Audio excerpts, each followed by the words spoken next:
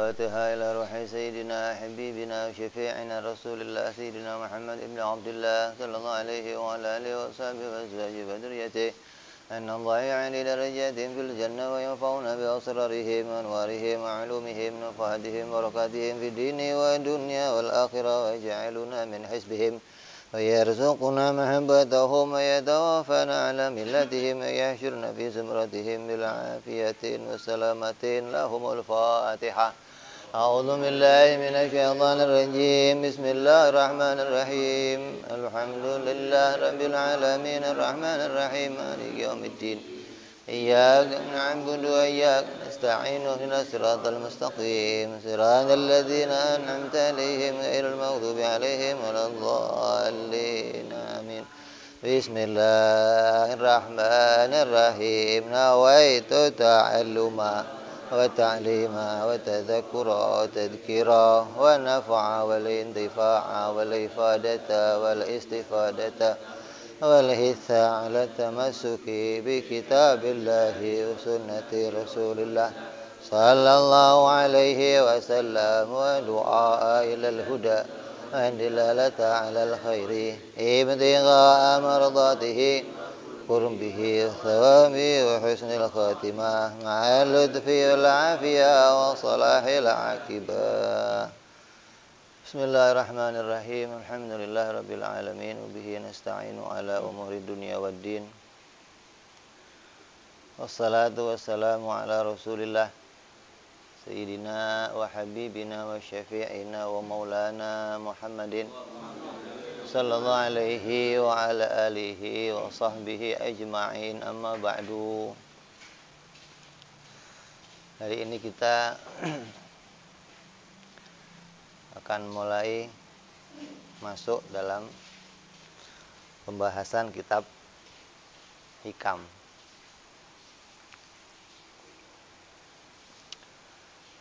Hikam itu artinya jamak dari hikmah. Hikmah itu artinya untaian nasihat. Jadi kalau hikam berarti beberapa untaian nasihat. Ya. Dalam kitab yang akan kita bahas ini,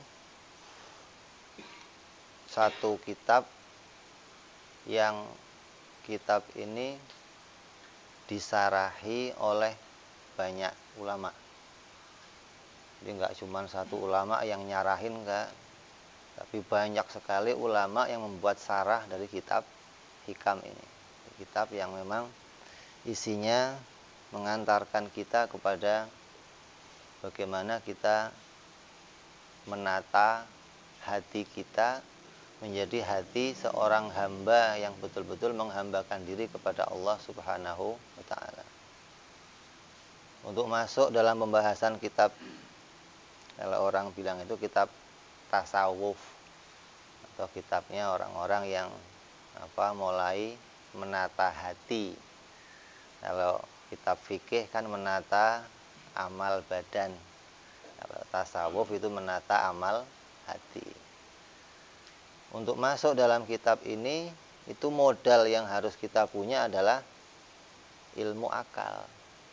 Makanya cocok orang-orang yang belajar ilmu akal itu kemudian juga belajar ilmu tasawuf, karena memang sudah punya modal keluasan akalnya di dalam memahami tentang hakikatnya alam semesta.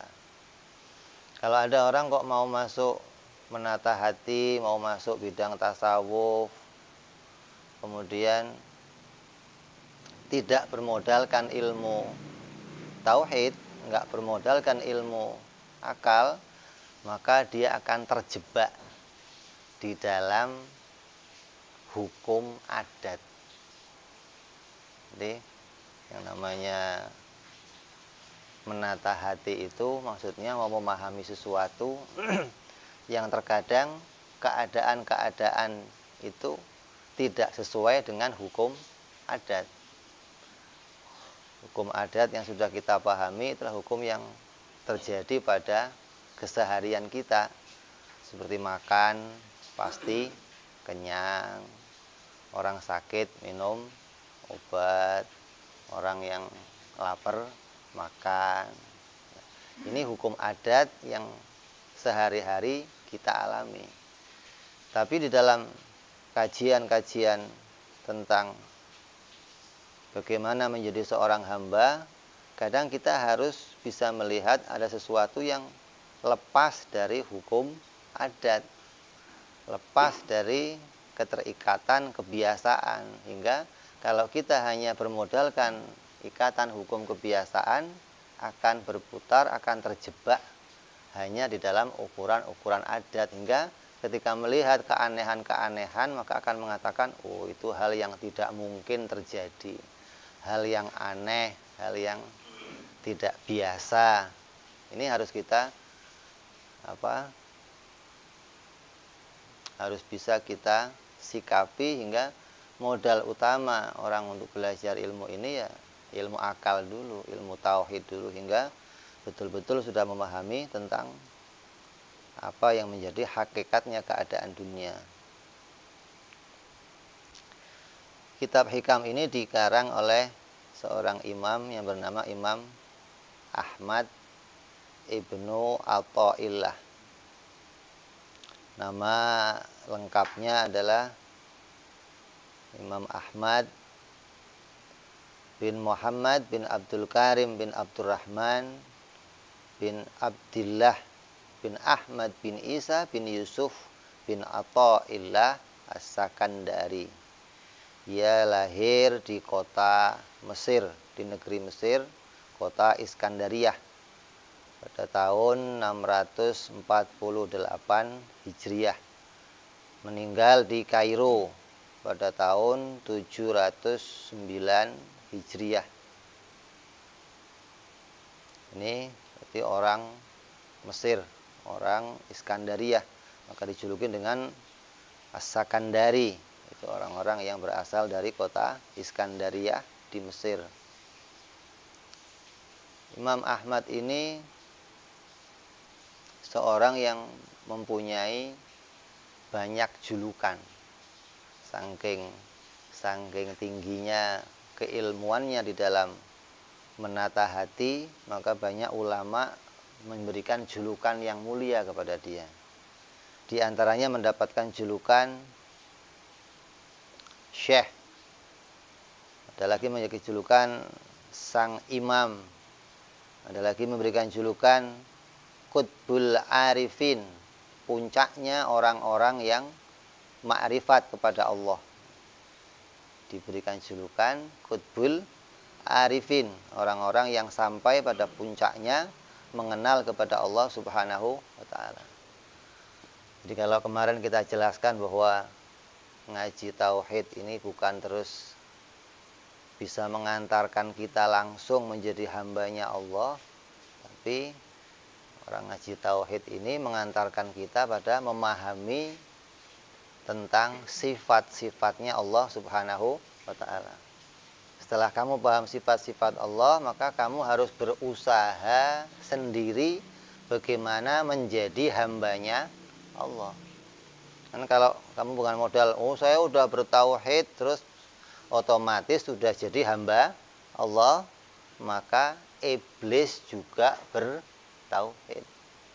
Iblis juga mengenal Allah, tapi dia tidak menjadi hambanya Allah. Artinya dia dipecat jadi hamba, dikeluarkan dari kelompok hambanya Allah. Jadi kita harus punya modal. Selain mengenal sifat-sifat Allah, maka harus belajar pula kita bagaimana punya hati, punya sikap yang betul-betul bisa mengantarkan kita menjadi hambanya Allah yang bertauhid, hambanya Allah yang betul-betul diridhoi oleh Allah di dunia sampai di akhirat. Jadi ini kita mau baca kitabnya seorang ulama, seorang wali, seorang arifin, seorang yang betul-betul mendapatkan julukan istimewa di kaumnya pada masa itu.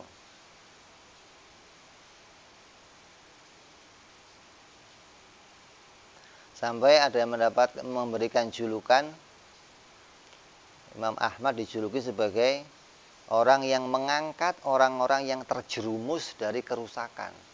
Maknanya kerusakan hati, kerusakan yang hatinya itu jauh dari pada hati yang benar di dalam menyikapi kehambaannya kepada Allah. Seperti hatinya punya hasud, hatinya punya dengki, hatinya punya sombong, hatinya punya takabur. Hatinya ini bentuk kerusakan hati yang apabila ini kita bawa sampai mati, maka kita nggak akan selamat di akhirat.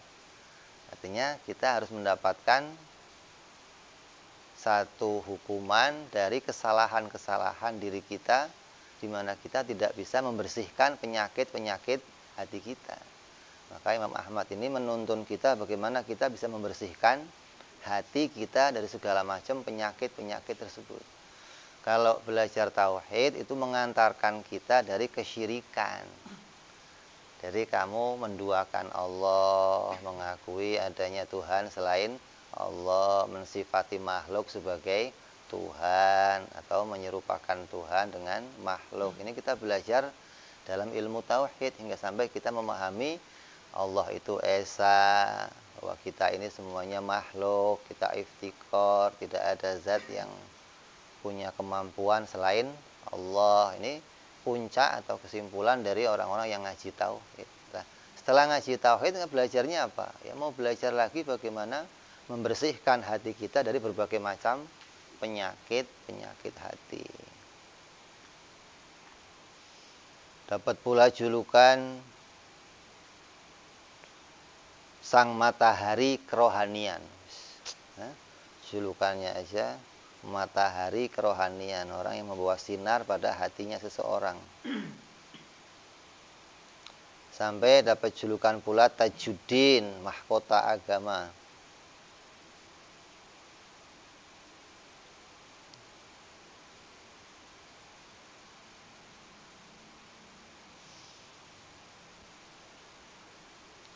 Jadi beliau betul-betul seseorang yang istimewa di dalam keilmuan urusan bagaimana menata hatinya seseorang. Guru beliau bernama Syekh Abbas Al-Mursi, ini seorang wali. Syekh Abbas Al-Mursi ini punya guru lagi namanya Sahibul Madhab Syadziliyah di dalam thariqah, namanya Imam Habib thariqah Syadzili, itu Nabi Hasan Asyadzili yang merupakan pendiri dari thariqah Syadziliyah, seorang sayyid, seorang habaib. Imam Hasan Asyadzili ini pernah ditanya sama murid-muridnya, "Wahai Syekh, kami murid-murid engkau pingin mendapatkan satu kitab tuntunan di dalam masalah tasawuf."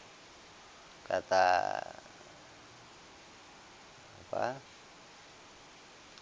Abu Hasan Asyadzili mengatakan, "Saya tidak akan menuliskan kitab kepada kamu, tapi nanti ada dari murid-muridku yang akan menuliskan kitab untuk kalian sebagai pegangan." Maka yang dimaksud Abu Hasan Asyadzili adalah Imam Ahmad Ibnu Athaillah.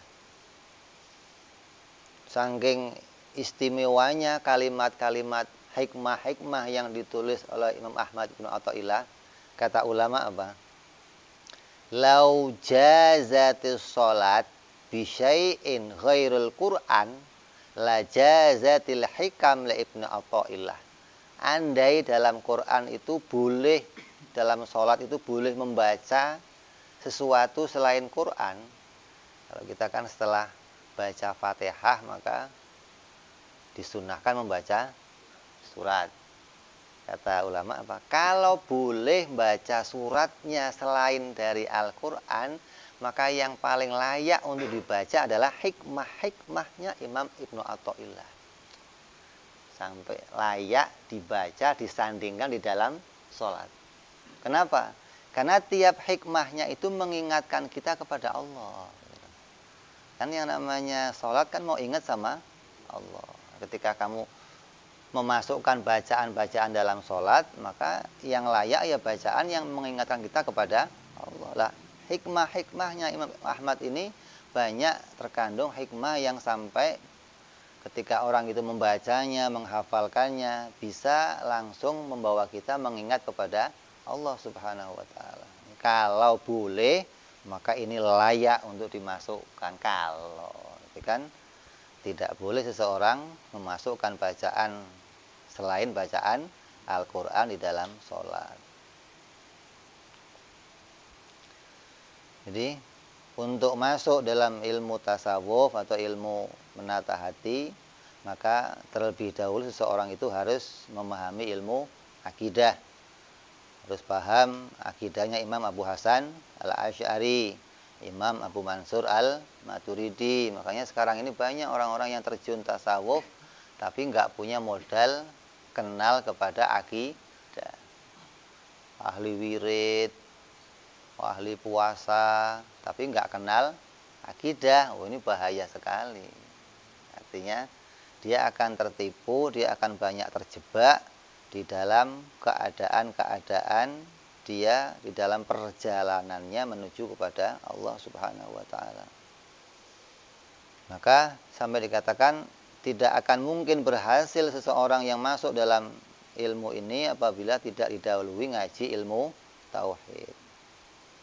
Ngajinya apa sih ilmu tauhid? Ya paham wajib, mustahil, jaiz. Kamu modal wajib, mustahil, jaiz ini bisa luar biasa. Bisa untuk modal belajar ilmu-ilmu yang lain gitu. Enggak cuma hanya belajar ilmu tauhid, tapi untuk masuk ke ilmu yang lain juga kamu perlu dengan dasar wajib, mustahil, jaiz. Jadi jangan gampangin memahami hukum wajib, mustahil, jaiz. Gali terus sampai paham. Karena dasar ilmu tauhid ini betul-betul jadi suatu keharusan untuk masuk dalam ilmu tasawuf.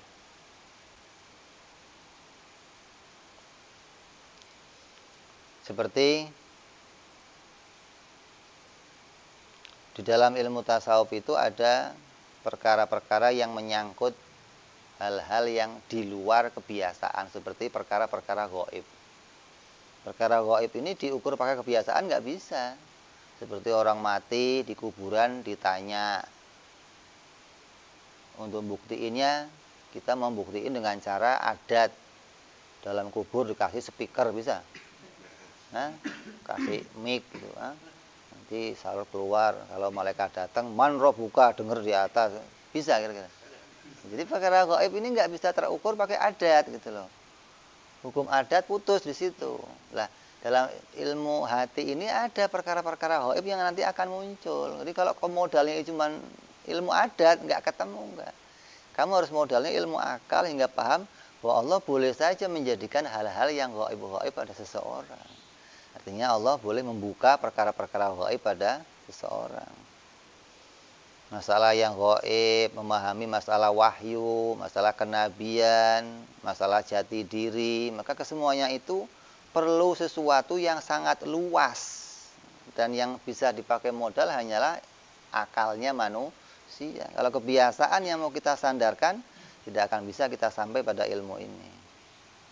Jadi sudah cocok orang-orang yang ngaji ilmu tauhid digandengkan setelahnya itu belajar ilmu tasawuf atau ilmu menata hati.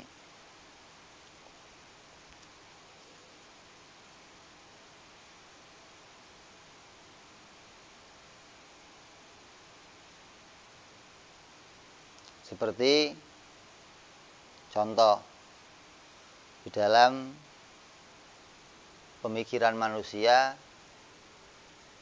ketika manusia itu membuat sebuah kesimpulan-kesimpulan. Orang yang bekerja, maka dia akan kaya. Rajin, pangkal, pandai. Kalau hemat, pangkal, kaya. Ini ada ukuran adat yang biasa jadi pedoman dalam hidupnya manusia. Kalau kamu bekerja keras, maka kamu akan kaya. Kalau kamu kok usaha belajar, kamu akan pinter. Kalau kamu kok ada cewek kamu gebet terus, ya lama-lama nempel juga gitu. Ini cara kebiasaan yang selalu kita praktekkan. Maka itu ya benar di dalam urusan hukum adat. Artinya orang kalau ibadahnya tekun, maka bisa masuk surga. Ini kan ini jadi keputusan banyak manusia. Semua pemikiran manusia rata-rata akan berpikir ke arah itu.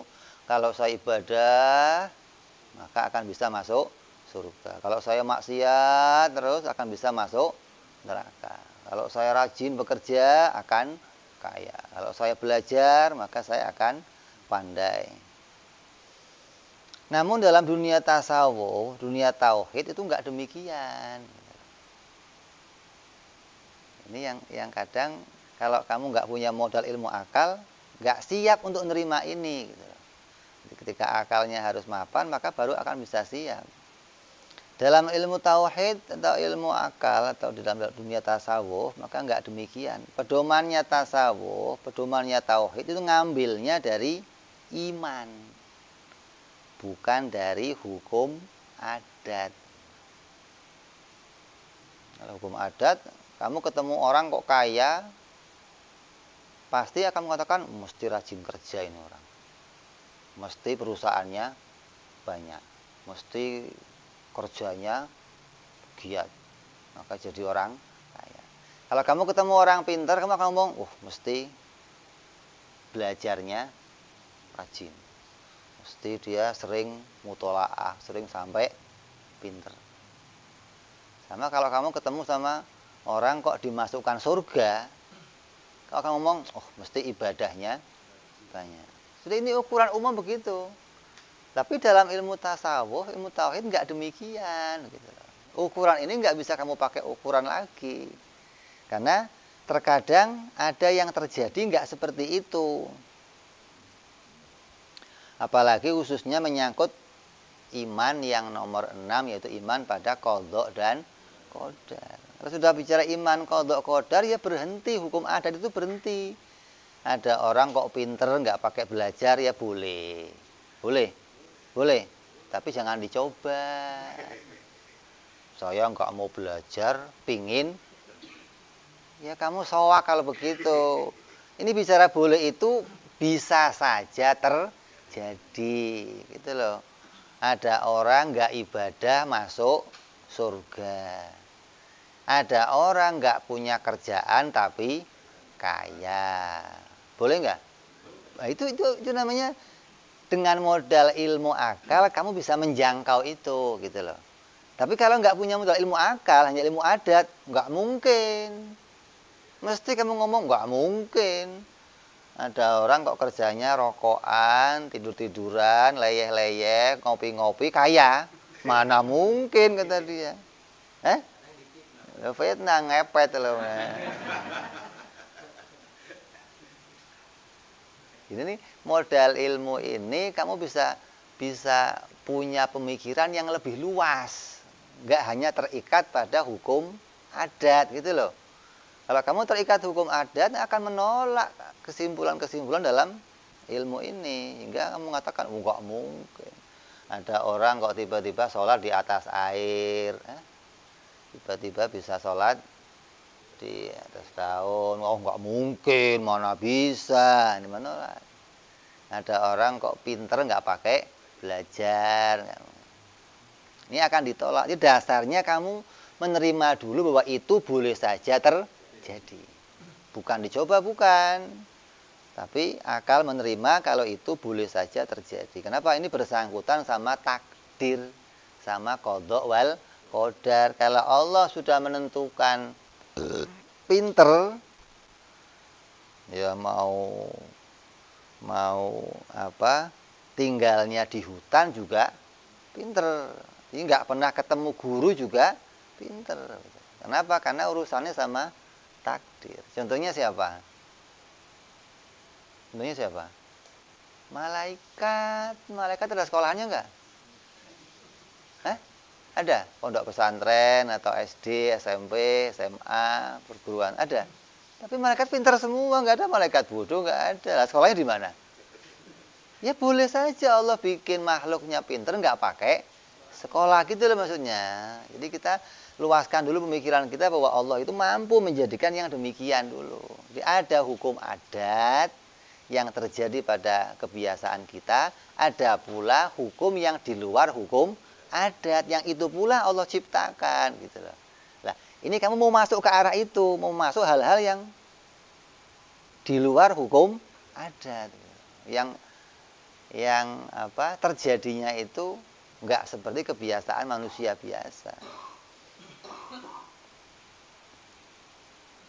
Hingga kadang terjadi berbeda-beda dengan ketetapan hukum syariat atau hukum adat. Maka apabila orang itu masuk dalam dunia ini, akalnya harus sehat dulu. Kalau enggak, dia akan berputar-putar pada kesempitan dalam hukum adat dan akan mengalami kegagalan. Oh, enggak mungkin bisa begini. Enggak mungkin. Ya gagal. Dia enggak akan bisa masuk dalam dunia tasawuf secara luas. Memang tasawuf ini bicara perkara yang sangat luas. Hingga betul-betul butuh ilmu akal di dalam mempelajarinya. Inti dalam pelajaran menata hati itu apa? Ajakan kepada manusia untuk tunduk sujud mengabdi hanya kepada Allah Subhanahu wa ta'ala dan membersihkan segala apapun yang muncul dalam hatinya. Nah, ini dua ini. Tunduk murni hanya kepada Allah, nggak mengakui ada penolong, ada pencipta, ada pemberi, ada selain Allah, dan mau membersihkan hatinya dari berbagai macam kekotoran. Kira-kira hati kita ada kotornya nggak? Hah? Padahal kita lahir bersih nggak? Kok kotor bagaimana? Kenapa kok kotor? Waktu lahir bersih nggak? Sekarang? Kotornya kenapa ini? Terkontaminasi. Salah gaul kata orang. Ini kekotoran inilah yang akan kita bersihkan. Lah kotornya hati itu bisa dilihat sama orang. Ya kelihatan gitu loh. Jadi kamu kalau ngomong, oh ini orang hatinya kotor, lu kayak lihat aja dalamnya kotor bagaimana sih? Yang tahu kotornya hati itu ya kamu harus tahu diri kamu sendiri. Masa kamu nggak ngerti penyakit diri kamu? Kan berat. Bagaimana bisa diobati sakitnya kalau kita nggak tahu penyakit diri kita? Nah, orang yang nggak bisa mendeteksi penyakitnya sendiri, maka harus cari orang lain yang bisa mendeteksi penyakitnya. Kalau enggak bahaya ini. Kayak corona beginilah gitu. Ente enggak bisa deteksi diri kamu kena corona atau enggak. Caranya biar tahu gimana? Ya cari orang lain yang bisa deteksi penyakit saya. Kalau kamu kok merasa saya hatinya baik-baik saja. Wah, ini bahaya ini, hatinya baik-baik saja. Berarti kamu harus cari guru sekarang yang bisa ngontrol kerusakan-kerusakan yang ada dalam hati kita. Jadi hati itu enggak dilihat sama orang, enggak. Hati itu hanya urusan kamu sama Allah Subhanahu wa ta'ala. Orang lain enggak bisa lihat, enggak bisa ngukur hati kita. Jadi itulah kita dituntun untuk bisa ke arah ini, ke arah bagaimana hatinya mau dibersihkan. Jadi inti dari belajar ilmu ini adalah yang pertama, murni kita diajak untuk betul-betul mentauhidkan Allah. Artinya betul-betul mengabdikan diri, betul-betul mengesahkan Allah sebetul-betulnya atau sebenar-benarnya pengesaan. Mengesahkan Allah secara sebenarnya itu artinya mengakui bahwa hanya Allah lah pencipta dan apa yang ada pada diri saya adalah makhluk. Segala yang ada diri saya diciptakan oleh Allah. Apapun yang ada pada diri saya hanya diciptakan oleh Allah. Itu mengakui pada makna ketauhidan. Ini pengakuan ini juga terkadang enggak dimiliki oleh tiap orang muslim. Ada orang muslim menganggap bahwa saya bisa beramal, saya bisa sholat, saya bisa. Ini bukan Allah yang mendatangkan, tapi saya sendiri yang mendatangkannya ini sudah kerusakan gitu. Jadi mau belajar ilmu ini diawali dulu hatinya betul-betul memurnikan tauhidnya kepada Allah. Maknanya kita ngakui dulu kalau Allah itu betul-betul pencipta segala sesuatu. Artinya apa? Wujud kita diciptakan Allah, sifat kita diciptakan Allah, amal kita pun diciptakan oleh Allah. Wallahu khalaqakum wa ma ta'malun. Allah menciptakan diri kamu dan menciptakan perbuatan kamu. Jadi kita ini wujudnya diciptakan Allah dan perbuatannya pun diciptakan oleh Allah. Ini akui dulu ini, hingga nanti segala amal-amal kita akan bisa kita akui. Amal kita itu didatangkan oleh Allah. Amal sekecil apapun didatangkan oleh Allah Subhanahu wa ta'ala. Makanya kamu kalau wudhu pas basuh tangan, doanya apa?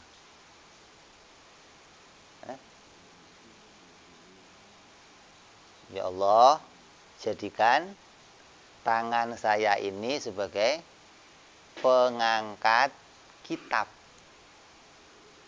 Tiap manusia nanti akan diberikan kitab. Isinya kitab itu apa? Kitabnya isinya apa? Amal. Amal perbuatannya.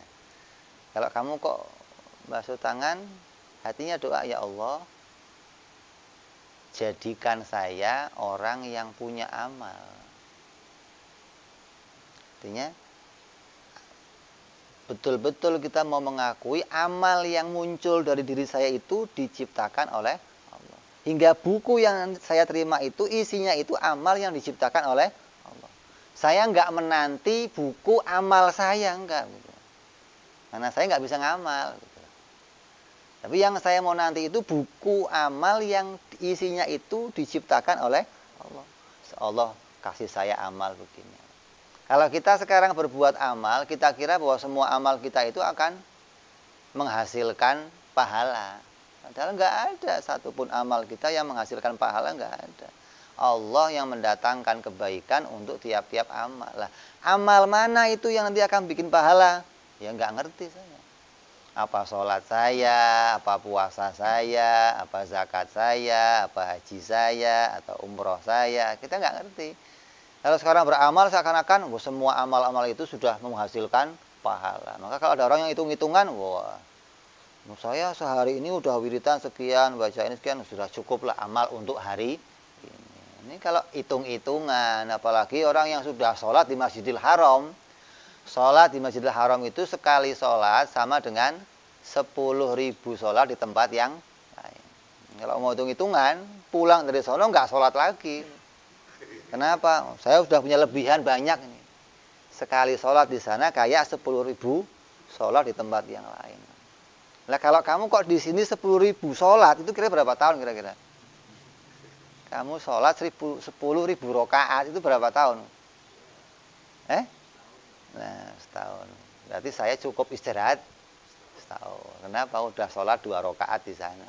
Ini orang-orang kalau mau hitung-hitungan, jadi ketika kita bisa mengakui bahwa amal itu diciptakan oleh Allah, apapun yang akan saya terima itu amal yang dihadiahkan oleh Allah gitu loh. Nih hadiah amal buat kamu yang saya tuliskan. Ya Allah jadikan saya menerima hadiah itu dengan tangan kanan saya. Ini artinya mengakui bahwa semua amalnya itu muncul dari Allah Subhanahu wa ta'ala.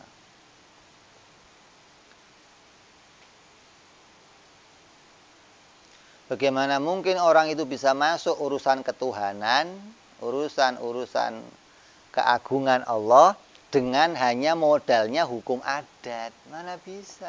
Dia mau masuk urusan yang luas ini. Kok modalnya hanya hukum adat? Oh, enggak ketemu, enggak. Kamu harus punya modal hukum akal yang luar biasa, yang luas, yang bisa memahami segala sesuatu yang aneh-aneh, yang jais-jais itu bisa. Nah, kalau ada orang di luar kamu tanya, kalau gajah terbang gimana? Oh, mustahil. Nah, begini mau belajar ilmu nggak nyampe, nggak bisa nggak. Gajah terbang aja masih mustahil, kan berat. Gajah bapaknya gajah, sekampung gajah terbang boleh kok, apalagi sendiri. Nah, ini kan kok mustahil. Ini kan pikirannya sempit. Kenapa? Terikat hukum adat. Nggak bisa melangkah akal memahami bahwa Allah boleh saja menjadikan onta terbang, ada nggak? Kalau ada onta terbang namanya burung onta, gitu dong. Lihat burung onta ada nggak? Ada. Kalau onta dikasih sayap namanya, kalau gajah dikasih sayap, begitu saja kok repot amat ente. Gitu kan namanya boleh aja. Gajah terbang, wah mungkin mana bisa terbang. Pesawat lebih gede dari itu bisa terbang. Gajah kecil kok nggak bisa terbang. Ini karena pikirannya terikat sama hukum. Ini nggak bisa masuk dunia ini, nggak bisa. Jadi kamu harus luas dulu pikirannya bahwa Allah boleh saja menjadikan sesuatu selama perkara itu Nah, ini memahami jaiz ini sulit. Kadang orang ketabrak antara apa? Mustahil, luar biasa, dan biasa. Ini orang nggak bisa bedain ini. Mana mustahil, mana luar biasa, mana biasa. Kadang ini mustahil dan luar biasa ini disamakan. Kalau hal yang luar biasa dianggap itu hal yang enggak mungkin itu mustahil. Padahal ini mustahil sendiri, luar biasa sendiri, gitu loh. Ini kalau akalnya nggak luas memahami ini ya sempit di situ-situ aja. Udah kamu nggak bisa masuk dunia ini, nggak bisa. Ini luar biasa. Kamu harus punya modal akalnya betul-betul memahami ini.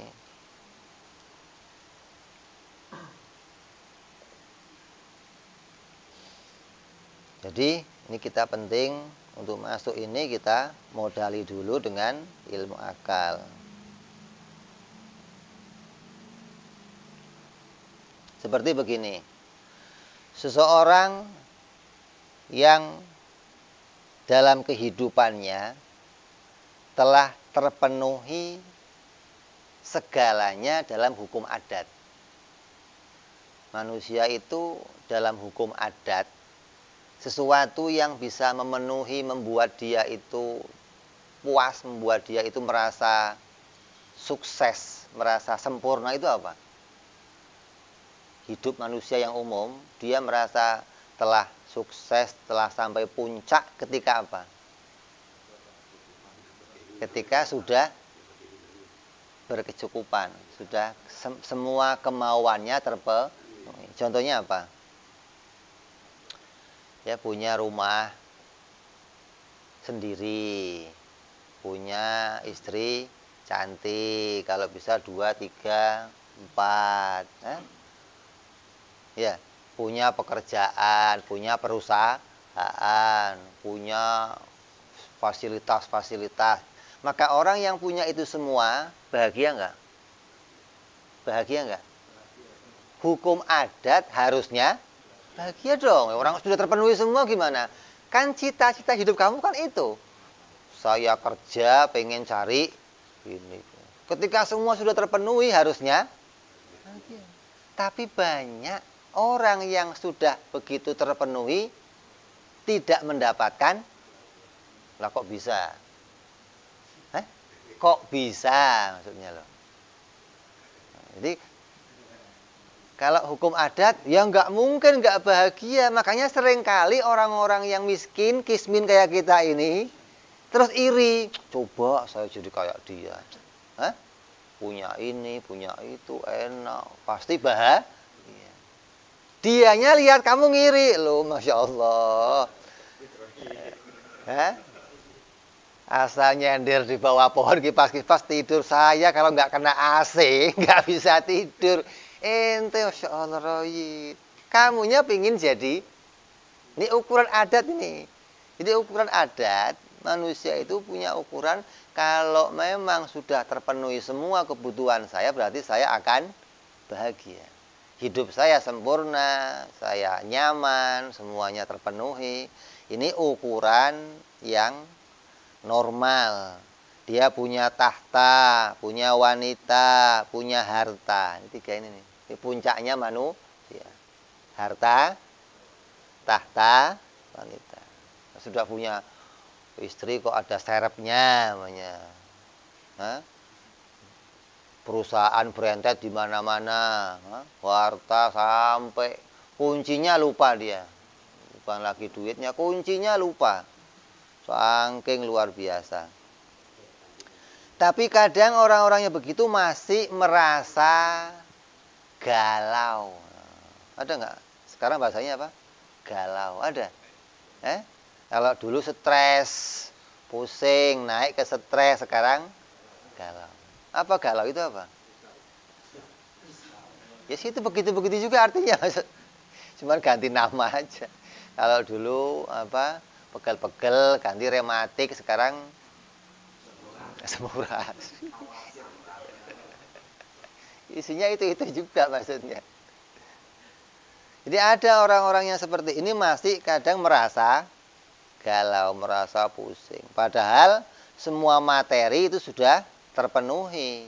Dalam hukum adat harusnya dia bahagia, tapi tetap aja masih mengalami hal-hal yang seperti itu. Hingga banyak orang yang kemudian karena kegalauannya itu sudah punya segalanya, belum bahagia. Terus gimana? Pingin bahagia gimana? Cari jalan pintas. Apa? Ke bar, ke nightclub, minum, mabok, biar fly. Terus bahagia. Kata dia apa? Ini bahagia. Ini namanya dia karena dari awal kata dia bahagia itu kalau sudah punya sesuatu, sudah tercapai, kok masih belum bahagia, maka dia punya pikiran yang lain lagi. Oh, mungkin dengan begini bisa bahagia. Ya enggak bahagia juga. Begitu fly, mabok, begitu sadar pusing, sakit badan, sakit, susah lagi. Ya enggak ada bahagia, ya enggak. Ini bahagia kalau kita ke puncak jalan-jalan, lihat makan-makan, pesta, sono sini. Begitu selesai, capek, pijet, apa, wis enggak enak semua dah, pokoknya dah gitu. Ini gara-gara cari bahagia tapi ujungnya ini ketidakberhasilan orang-orang yang terikat sama hukum adat, maksudnya gitu loh. Jadi orang yang mau cari kebahagiaan itu jangan ikut hukum adat, kamu nggak akan jadi nggak. Mau cari bahagia, mau cari hati tenang, mau cari bersihnya hati pakai hukum adat, kamu nggak ketemu nggak akan ada jalannya dalam hukum adat bisa mendapat kebahagiaan. Ada orang kismin, kerjanya ngangkatin kayu, makannya roti, tutulnya pakai air kolam. Rotinya kering panjang, nggak ada air sungai diambil tutul, makan. Itu kira-kira bahagia nggak? Ukuran adat, mana ada begitu enak. Bagi dia, Masya Allah, alhamdulillahnya panjang, alhamdulillah panjang. Ente yang lihat, apa? Ada seorang tinggal di kota Madinah. Tiap hari dia asal pulang kerja ngelewati restoran-restoran Arab yang macam-macam. Ada kambing guling, ada lirik doang sambil pulang ke rumahnya. Tiap hari, selama-lama sepaneng juga. Ini nggak makan tapi sepaneng. Makan apalagi ente. Ini nggak makan kambing guling aja sepaneng. Pulang sampai rumahnya sama istrinya cuma disediain kedelai. Kamu tahu kedelai yang panjang itu? Yang dikupasin kecil-kecil, buang kulitnya. Cuma disediain kedelai anget, masih di piring. Ngomel-ngomel, apa kok ini doang tiap hari, lama-lama kurus saya makan ini melulu. Enggak. Itu di restoran macam-macam, kenapa enggak masaknya seperti itu? Memang adanya ini. Kalau kamunya juragan, mending kerjanya macul, mintanya makan macam-macam.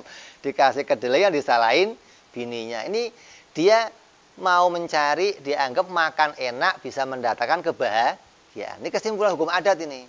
Jadi bahagia makan enak kalau bisa masuk ke restoran. Makan kambing, guling, makan. Itu bahagia. Sambil makan, kedelai sambil ngomel, wangi, saya tawon, istrinya di dalam diem aja. Kedelai yang dimakan itu kulitnya dibuang, makan. Selesai, gerah, lihat jendela keluar.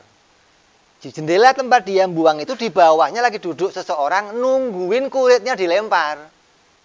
Sebelum makan, alhamdulillah ya Allah, Engkau kasih saya rezeki yang saya nggak repot ya Allah, alhamdulillah. Nggak usah ngupas, nggak usah nyari, dikirimin. Alhamdulillah. Dia bengong liatin, ya Allah, ini orang apa? Dapat kebahagiaan hanya dengan makan kulitnya. Ini kan nggak diukur. Ini mengukur hukum adat mana bisa begitu. Mana mungkin orang kok bahagia hanya makan kulit. Tapi Allah lihat mana? Ini lihat kamu. Indah, sambil duduk, alhamdulillah dikira sambil makan. Dan doanya cuma satu. Saya bersyukur ya Allah, Engkau berikan saya rezeki yang saya nggak pakai. Tapi mendatangkan kebahagiaan. Ini ukuran ini loh maksudnya. Jadi kebahagiaan itu jangan kamu ukur pakai hukum adat. Makanya Bawa sering cerita, itu orang-orang yang di bawah jembatan, yang di kolong-kolong, itu kalau kamu suruh gantiin, enggak mau dia, enggak Pak. Saya sudah enak di sini Pak. Diusir, coba boleh enggak, mau enggak?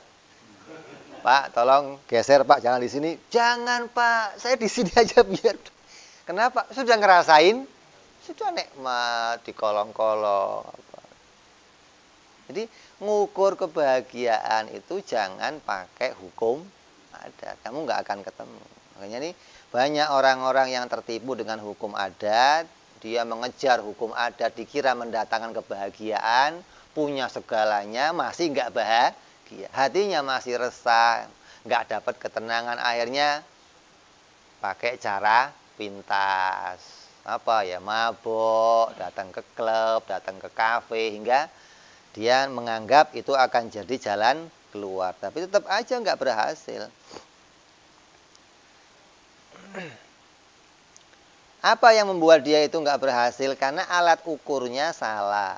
Alat ukur yang dipakai untuk menetapkan sesuatu itu adalah hukum adat. Kenapa? Alat yang sempit gitu loh.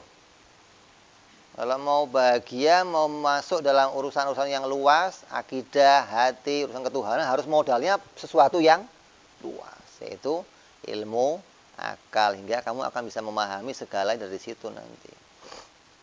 Jadi akal mestinya menjadi pedoman, tidak bisa membawa dia menemukan jati diri dan menemukan tujuannya, penciptaan dirinya, kecuali pakai akal yang sehat. Andai akal seseorang itu bisa memahami jati dirinya, bisa paham dirinya, dia selalu happy. Coba.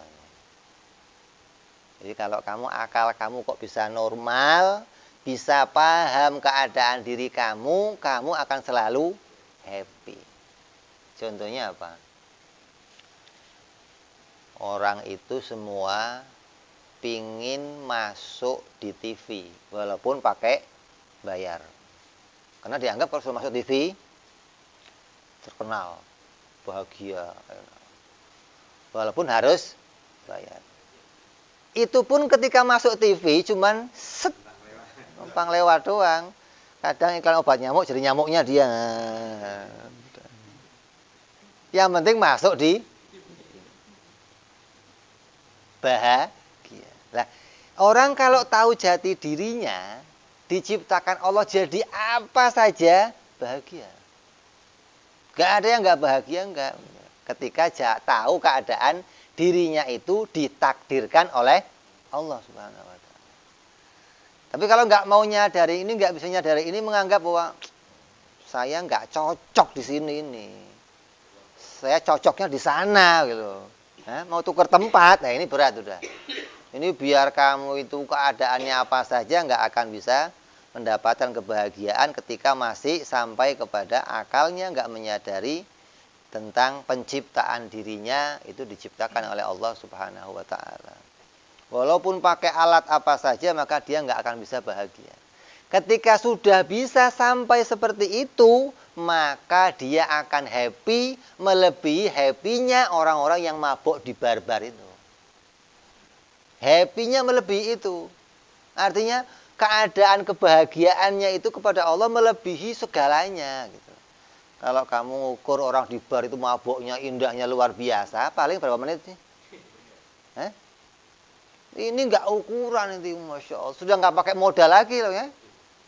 Sudah nggak pakai didorongan apa-apa lagi udah ini ya. Hatinya sudah betul-betul mendapatkan kebahagiaan karena bisa menyadari bahwa dirinya itu betul-betul diciptakan oleh Allah Subhanahu wa taala, bahwa dirinya itu dipilih oleh Allah, dirinya itu dimunculkan oleh Allah seperti orang muncul dalam TV tadi. Walaupun jadi apa saja bahagia dia ketika bisa menyadari. Nah, ini menyadarinya ke arah itu, inilah butuh perjuangan. Membersihkan segala penyakit-penyakit hati kita sampai menyadari ke arah itu. Sombongnya hilang, riaknya hilang, kibirnya hilang. Ini semua sampai betul-betul dapat kebahagiaan yang sempurna. Hingga diciptakan jadi keadaan apa saja tetap bahagia. Nabi Ayub alaihissalam, hartanya diambil semua oleh Allah. Dikasih tahu, Nabi Ayub itu harta kamu habis terbakar. Enggak apa-apa, punya Allah. Enggak lama enggak datang lagi, Nabi Ayub itu anak kamu pada mati semua di rumah. Enggak apa-apa, punya Allah. Terakhir dirinya sampai dijadikan sakit sampai luar biasa, kata dia, enggak apa-apa. Sehat itu punya Allah. Begitu diminta Nabi Ayub, kamu minta sama Allah biar sehat. Malu saya. Orang-orang dijadikan sakit tapi bahagia. Kenapa? Karena tahu sakit itu adalah pilihannya Allah Subhanahu wa ta'ala. Ini orang-orang yang demikianlah, orang yang bisa mendapatkan kebahagiaan di hatinya walaupun keadaan dirinya itu apa saja. Apa saja, enggak ukuran miskin, enggak ukuran sampai keadaan sakit dia tetap bahagia. Ini puncaknya itu sudah diajarkan sama para nabi-nabinya Allah. Nabi yang kaya raya, Nabi Allah Sulaiman, Nabi Daud. Ya bahagia hidupnya. Enggak pernah dia telat nyembah kepada Allah, enggak pernah telat ibadah kepada Allah, enggak pernah disibukkan oleh hartanya. Kalau sekarang kok ada orang punya perusahaan 3 sampai telat sholat, itu orang-orang begitu nanti akan dibandingkan sama Nabi Sulaiman. Kaya mana kamu sama Nabi Sulaiman? Kok masih telat sholat? Berapa harta kamu hitung coba? Nabi Sulaiman nggak pernah telat sedikit pun dalam ibadah. Malah Nabi Sulaiman itu punya waktu kalau setiap habis asar, duduk sama orang-orang fakir di musolanya dia, cari orang fakir mana duduk. Ngomongnya apa? Ente ini orang-orang yang kaya, saya orang-orang yang fakir. Ini orang yang fakir disebut orang-orang yang kaya, dirinya disebut orang yang fakir. Jadi hidupnya betul-betul seperti itu. Ini kaya raya. Nabi yang lain lagi, Nabi Yusuf, jadi seorang menteri kaya. Ya ibadah kepada Allah. Yang rada di bawah lagi, yang hidupnya nggak kaya, siapa? Nabi Isa alaihissalam. Meskipun Nabi yang paling miskin. Kenapa? Nggak punya rumah, nggak punya banyak pakaian punya yang dipakai doang, jalannya kemana-mana. Kalau tidur nggak pernah pakai alas.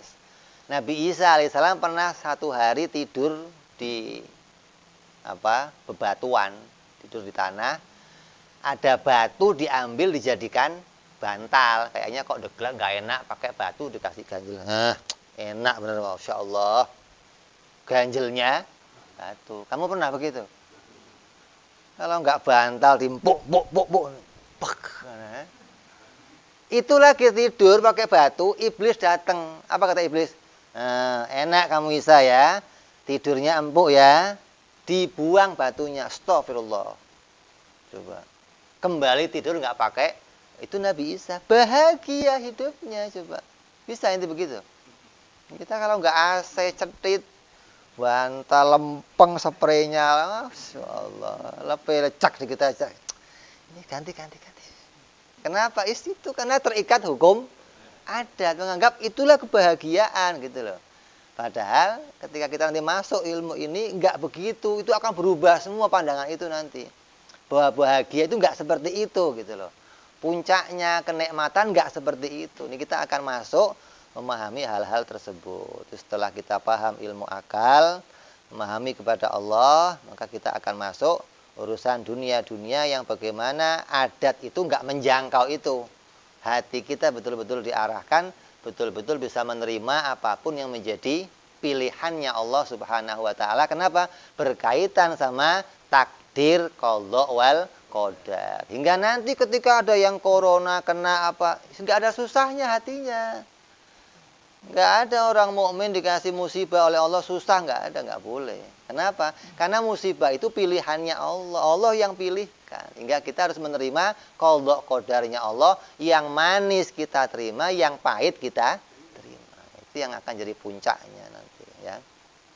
Jadi ini ya kita membuka bahwa inilah yang akan kita pelajari, inilah yang akan kita tuju, inilah yang akan kita mulai, yaitu memahami bagaimana hati itu mau kita luaskan hingga bisa menerima segala macam yang ditakdirkan oleh Allah Subhanahu wa taala, dan kita bisa ridho kepada segala apapun yang telah dipilihkan oleh Allah Subhanahu wa taala. Mudah-mudahan kita dipanjangkan usianya oleh Allah, diberikan kesehatan. Ini kita masuk awal Ramadan, insyaallah hari yang kedua. Mudah-mudahan badan kita masih diberikan kesehatan, diberikan kekuatan, kemampuan untuk terus ibadah kepada Allah. Dan yang terpenting, Allah jaga diri kita, Allah kuatkan iman kita, tidak sampai iman itu lepas dari hati kita sampai hari kematian kita. Amin. Ya Rabbal Alamin. InsyaAllah kita akan lanjutkan pada esok hari, akan mulai masuk kepada hikmah yang pertama, insya Allah. Wallahu alam bishawab. Wa ila hadratin Nabi. Al-Fatihah.